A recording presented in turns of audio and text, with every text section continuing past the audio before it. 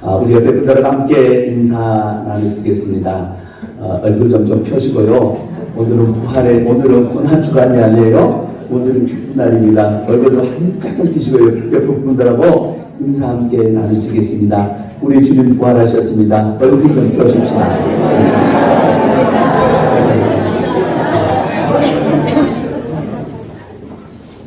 그래요. 이렇게 웃고 예배를 드리니까 얼마나 좋습니까? 주님 부활하셨다니까요. 지금도 무덤에 계신 것처럼 얼굴이 쨍해가지고 이렇게 예배 드리면 상당히 곤란하니까 기쁨으로 하나님 앞에 예배 드리시기를 바랍니다. 이제 우리 어느 회관에서 할머니 4명이서 모여 가시고 노는 거예요. 놀면서 아들 자랑을 하기를 시작했대요. 아들들을. 이 4명의 할머니가 아들들을 자랑을 하는데 첫 번째 할머니가 그렇게 얘기하는 겁니다. 우리 아들은 교회 목사님이요. 이 성도들이라고 그러는데 그 사람들이 우리 아들 보고 목사님 그러더라고. 그래서 아들 자랑을 하는 거예요. 그러니까 두 번째 할머니가 또 아들 자랑을 하는 겁니다. 아니 우리 아들은 교회 장로요. 그러니까 사람들이 막 우리 아들을 보고 장모님 그러더라고. 자랑을 하는 거예요. 세 번째 이 할머니가 또 그러는 겁니다. 우리 아들은 교회 신부님이요. 그러니까 이 신자들이 우리 아들 보고 신부님 그러더라고. 그렇게 존경을 하더라고. 자랑을 합니다. 근데 마지막 4번째 할머니가 했든지 그렇게 얘기했대요. 내가 학교는 제대로 못 다녔어도 영어 몇 개는 알고 있는데 우리 아들은 키가 157이요. 그리고 몸무게는 150kg요. 얼굴도 못생기고 얼굴에는 여드름이 많이 나서 그런 우리 아들을 보고 사람들은 그러대. 오마이갓. 오마이갓. 뭐 그런다는 거예요. 여러분 오마이갓이 뭡니까? 하나님 그런 뜻이잖아요. 나는 잘 모르는데 그런다고 그러대? 이 할머니가 그렇게 아들 자랑을 했다는 겁니다. 여러분 이 말은 무슨 얘기예요? 본래의 의도와는 상관이 없이 변질되어 전혀 엉뚱한 것들을 지금 하고 있다는 겁니다. 여러분 복음도요 원래는요 너무 단순했습니다. 너무 복음은 단순했는데 시간이 지나면서 복음의 핵심이 자꾸만 변질되어서 자꾸만 엉뚱한 것에 신경을 쓰다가 보니까 교회가 힘을 잃어버린 겁니다. 교회가 힘을 잃어버리니까 사회로부터 무시를 당하면서 세상의 비웃음거리로 전락되어버리고 말았습니다. 여러분 사도들이 전한 복음은요 단순했습니다. 예수님이 우리를 위하여 이 땅에 오셨고 십자가에 못 박혀 돌아가셨다가 죽으신 지 3일 만에 부활하셨던 것, 그리고 그분을 믿기만 하면 구원을 받는다고 하는 것, 이것이 복음의 핵심이었습니다. 복음은요 단순했습니다. 예수 믿으면 구원받는다고 하는 것이었습니다. 그리고 이 단순한 복음이 선포되어질 때에 주인들이 회개하고요, 죽었던 영혼들이 살아나고요, 병든 사람들이 치료되고요, 문제가 해결되었습니다. 부활하신 주님이 증거되어지자 예루살렘이 변화되었고, 유대가 변화되었고, 사마리아가 변화되었고, 로마가 변화되었고, 그리고 유럽이 변화되었습니다. 그리고 복음이 우리 대한민국에 왔는데, 복음이 우리 대한민국에 들을 때에 우리 대한민국은 우상숭배가 가득한 땅이었습니다. 그런데 이 땅에 복음이 선포되어지자 대한민국의 우상숭배가 사라지고요, 가난과 저주로 가득 찼던 대한민국에 가난이 떠나고 저주가 떠나고 하나님이 보호하시고 하나님이 축복하는 축복의 땅으로 변했습니다. 그리고 부활하신 주님을 만난 모든 사람들은 인생이 변화되어진 것을 볼 수 있습니다. 성경에는요 부활하신 주님을 만남으로 새로운 인생을 살게 되어진 사람들이 많이 소개되어지는데 대표적인 사람이 누구냐? 도마라고 하는 사람입니다. 이 도마라고 하는 사람은요 어떤 사람이었습니까? 예수님의 제자였지만 부활하신 주님이 이제 십자가에 못 박혀 돌아가시자 제자들이 다 골방에 숨어가지고 이제 두려움 속에 있습니다. 근데 부활하신 주님이 그 제자들에게 나타나셔가지고 너희에게 평강이 있을지어다 이렇게 말씀하시면서 부활하신 주님의 제자들을 만나 주셨습니다. 그런데 그 자리에 누구만 없었냐면 도마만 없었어요. 도마만 없었는데 도마가 어디 길을 갔다 가려오니까 제자들이 야 예수님이 살아나셨다. 우리가 여기 있었는데 여기에 주님이 오셨다 가셨다. 이렇게 얘기하는데 도마가 그러는 겁니다. 야 웃기는 소리 하지 말아라. 야 생각해봐라. 어떻게 죽은 사람이 다시 살아날 수 있느냐. 너희들도 보지 않았느냐. 예수님이 십자가 위에서 피 흘리시고 십자가 위에서 죽지 않았느냐. 그리고 그 죽음을 확인하기 위하여서 군인들이 그 예수님의 옆구리에 참자국을 내지 않았느냐. 아니 그 모습이 내 눈에 생생한데 아니 그분이 살아나셨다니 나는 도저히 믿을 수가 없다. 너희들이 아마 헛것을 본 것 같다. 우리 말로 말하면 너희들 도깨비를 본 것 같다. 이렇게 얘기합니다. 그러면서 내가 그분의 못자국난 손과 창자국난 옆구리를 만져보기 전에는 나는 믿을 수 없다며 예수님의 부활 사건을 믿으려고 하지를 않습니다. 그리고 26절 말씀에 보니까 이제 8일이 지난 거예요. 8일이 지난 거예요. 그 일이 있으면 8일이 지난 겁니다. 도마와 제자들이 다 함께 있을 때에 부활하신 주님께서 그곳에 나타나셔가지고 너희에게 평강이 있을지어다. 그리고 그렇게 말씀하셨습니다. 그리고 의심 많아 예수님의 부활을 믿지 못하겠다고 큰소리치는 도마에게 주님께서 말씀합니다. 도마야 이리 와라. 그리고 네 손가락으로 내 못자국난 손을 한번 만져보고 네 손으로 창자국난 내 옆구리를 한번 만져보아라. 그리고 믿음이 없는 자가 되지 말고 믿는 자가 되라고 격려해 주셨습니다. 그때 도마가 부활하신 주님을 만나고 나서 그 자리에서 무릎을 꿇고 고백합니다. 당신은 나의 주시며 나의 하나님이십니다. 이 신앙 고백을 함으로 부활의 확신을 갖게 되었고 부활의 주님을 만난 이후에 이 도마의 인생은 완전히 달라져서 여러분 부활하신 주님을 증거하며 살다가 나중에는 순교자가 되었는데 인도에서 복음을 전하다가 창에 맞아서 순교를 했다고 하는 역사적 기록이 있습니다. 여러분 오늘 저는 부활하신 주님을 만남으로 그의 인생을 바꿔버린 도마의 모습을 통하여서 오늘 이 시대를 사는 우리 모두의 인생도 부활하신 주님을 인격적으로 만남을 통하여서 여러분의 인생이 새롭게 변화되어지는 놀라우신 은혜가 있으시기를 주님의 이름으로 축원합니다. 그러면 도마가 부활하신 주님을 만남으로 변화가 되었는데요. 무엇이 변화가 되었냐? 첫 번째로 인격이 변했습니다. 그리고 성격이 변했습니다. 여러분 부활하신 주님을 만나기 전 도마는요. 도마의 인격과 성격은요. 아주 한마디로 말해서 더러운 사람이었습니다. 여러분 사람의 성격이 다르고요. 사람의 인격이 다 다르잖아요. 사람의 성격을 보면 긍정적인 사람도 있고요. 부정적인 사람도 있고요. 어떤 사람들은 따지기를 좋아하는 사람도 있고요. 아이 뭐 그래 그냥 쉽게 넘어가 그러고 이렇게 넘어가는 사람도 있습니다. 상대방의 말을 무시하는 사람도 있지만 상대방의 말을 기다려 듣고 배려하는 사람도 있습니다. 그런데요 여러분 성격이요 단순하고 긍정적인 사람은요 말씀을 쉽게 받아들이는 특징이 있습니다. 말씀을 쉽게 받아들여요. 그리고 신앙이 굉장히 빨리 성장합니다. 그러나 의심이 많고 따지기 좋아하고 꼬장꼬장한 성격을 가진 사람들은요 말씀도요 꼭 꼬장꼬장하게 받습니다. 그러니까 신앙이 빨리 성장하지는 않아요. 여러분 도마가 어떤 사람이었습니까? 따지기 좋아하고요 성격이 꼬장꼬장하고요 의심이 많아서요 공감하는 이 공감 능력이요 굉장히 부족했던 사람이 도마입니다. 요한복음 13장을 보면 예수님과 제자들이 이제 최후의 만찬을 하신 후에 이런 말씀을 합니다. 내가 고난을 당하고 내가 죽게 될 것이라고 하는 말씀을 하자 제자들이 걱정을 하면서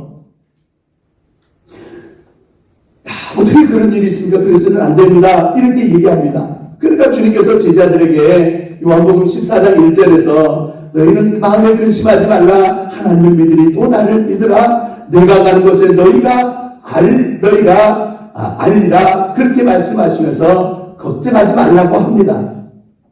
여러분, 주님께서 걱정하지 말라고 그랬으면 그런 줄 알면 되잖아요.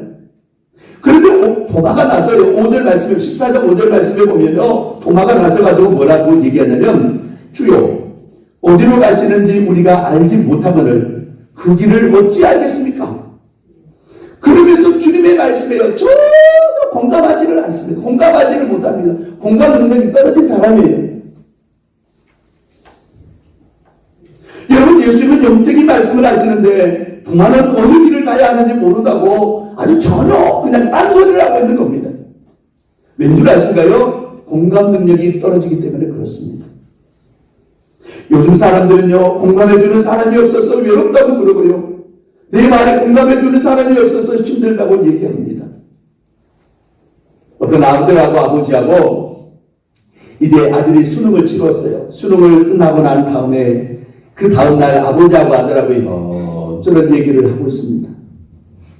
그런데 아버지가 아들의 장래가 걱정이 돼가지고 아주 심각하게 그렇게 얘기했대요. 아들아, 너는 진로에 대해서 어떻게 생각하느냐? 이렇게 물은 거예요.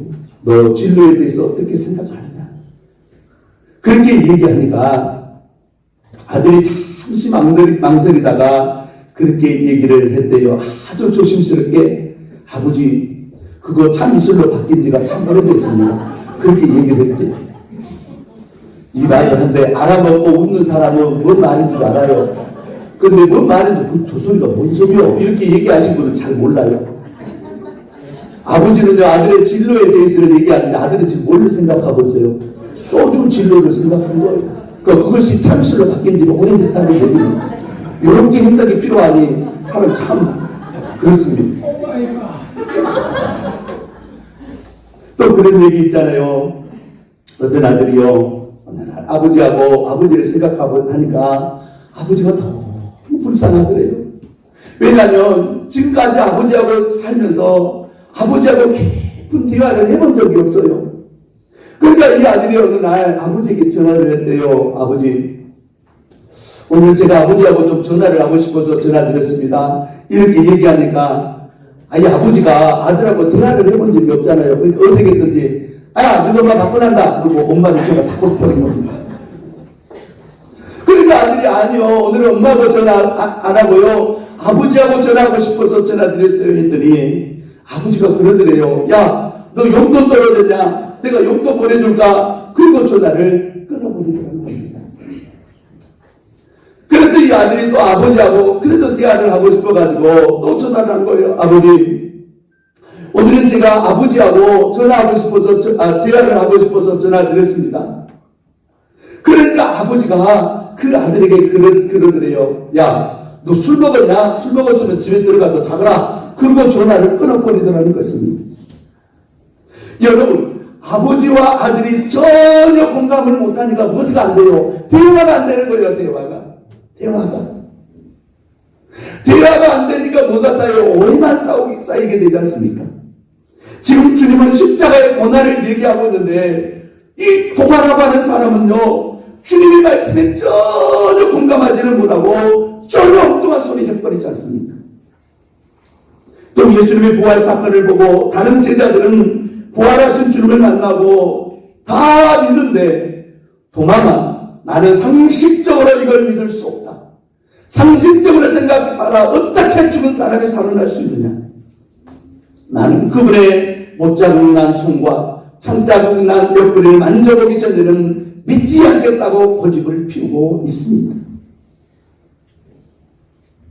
예수는 이런 도마를 뭐라고 얘기합니까? 야, 너 똑똑하다. 이렇게 말씀하시지 않고, 도마야, 너 믿음 없는 사람 되지 말고 믿는 자가 되라. 이렇게 말씀하셨습니다. 여러분, 세상에는 우리 눈으로 볼 수도 없고 만질 수도 없지만 존재하는 것들이 있습니다. 사람의 지식과 경험이요, 대단한 것 같지만 하나님 앞에서 이거 아무것도 아닌 것입니다. 우리는 겸손하게 주님의 말씀을 믿고 주님의 말씀에 공감함으로 부활하신 주님을 만남으로 여러분들의 인격과 여러분들의 삶의 모습들이 변화되어지는 그런 은혜가 있으시기를 주님의 이름으로 축원합니다. 그 다음에 도마가 뭐가 변했냐면 도마에 뭐가 변했냐면 부활하신 주님을 만남으로 도마는요 의심 많은 사람이었지만 믿음 있는 사람으로 변화되었습니다. 여러분 신앙생활 하는 데 있어서 가장 신앙생활 방해하는 것 중에 하나가요 의심입니다. 의심. 오늘 본문을 보면 가룟 유다를 뺀 모든 제자들이 다 부활하신 주님을 우리가 만났다 그렇게 얘기하면 도마도 믿을만 하잖아요. 이 제자들이 지금 뻥치고 있겠습니까? 예수님 부활했다고 거짓말 하겠습니까? 다른 제자들이 만났다고 그러면 좀 믿어줄 만도 하잖아요. 그런데 도마는요 나는 믿을 수 없다 이렇게 나오지 않습니까? 여러분 우리가 전도를 해보면요 꼭 그런 사람도 있어요. 야 천국 예수 믿어 천국 가십시다 이렇게 얘기하면 천국 가봤어요? 천국 있어요? 보여줘봐요. 그러면 예수 믿을게요. 이렇게 말하는 사람이 있습니다. 하나님께서 천지를 창조하셨다 그렇게 말씀하면 네가 하나님이 창조하는 거 봤냐? 이렇게 따지는 사람들이 있습니다. 예수님께서 물로 포도주를 만드신 사건을 얘기하면 어떻게 물이 변하여 포도주가 되냐고 따지는 사람들이 있습니다. 도마가 그런 사람이었습니다. 제자들이 일주일 동안 부활하신 주님을 우리가 만났다고 얘기했지만 도마는 뭐래요? 8일을 지나고 난 다음이니까 묘지 부동이잖아요. 믿을 수 없다는 거예요.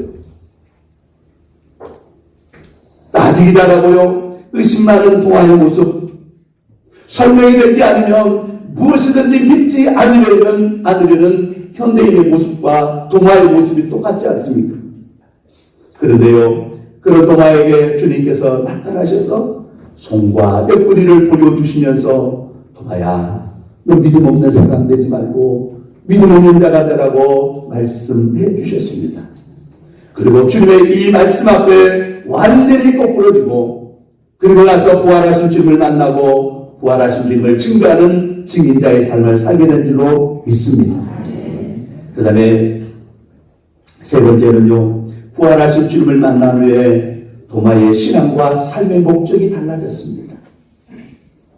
27절과 28절 말씀에 보니까 의심 많은 도마가 부활하신 주님의 손과 옆구리를 본 후에 당신은 나의 주시며 나의 하나님이시다 하는 신앙 고백을 하고 그날부터 도마는요 완전히 달라져 180도 달라져 버렸습니다. 늘 부정적인 말만 했던 도마가 부활하신 주님을 증거하는 입술로 바뀌게 되었습니다. 늘 부시렁거리고 꼬장꼬장했던 이 도마가 부활하신 주님을 만나고 나서 무조건 칭찬해주고 세워주고 부활하신 주님을 증거하는 증인자의 삶을 살게 된 줄로 믿습니다. 항상 이성적이고 육적인 말만 하던 이 도마가 부활하신 주님을 만남으로 말미암아 영적인 눈을 떠서 영의 이야기를 하고 자기밖에 모르는 이기적이었던 사람이 이웃들을 배려하는 자가 되었고 늘 불평불만을 입에 달고 살았던 사람이 부활하신 주님을 만남으로 말미암아 감사하고 긍정적이고 부활하신 주님을 증거하는 증인자가 되었습니다. 또한 도마는요 부활하신 주님을 만나고 난 이후에요 삶의 목적이 달라졌습니다. 아마 부활하신 주님을 만나기 전까지 예수님의 제자가 되어서 3년 동안 함께 따라다니기는 했지만 예수님과 함께 했던 목적이 달랐습니다. 이 도마는요 예수님을 따라다니면 먹고 사는 문제가 해결될 줄 알았습니다. 예수님이 높은 사람 되면 한 자리를 차지할 줄 알았습니다. 예수님을 따라다니면 그래도 출세할 줄 알았습니다. 그런 도마가 부활하신 주님을 만나고부터는 이제는 못하는 자가 됩니까? 세상의 모든 것 다 내려놓고 오직 예수 그리스도만 증거하는 사도의 삶을 살게 된 줄로 믿습니다. 전설에 의하면은요 도마는요 인도에 가서 복음을 전하다가 이 승려들에게 잡혀가지고 창에 찔려서 순교를 당했다고 합니다. 여러분 부활하신 주님을 만나면 우리의 인격이 변합니다. 우리의 삶의 목적이 변화되어집니다. 우리의 성격이 변화됩니다. 오늘 부활주일에 부활하신 주님을 만남으로 말미암아 이런 은혜가 우리 모두에게 있으시기를 주님의 이름으로 축원합니다.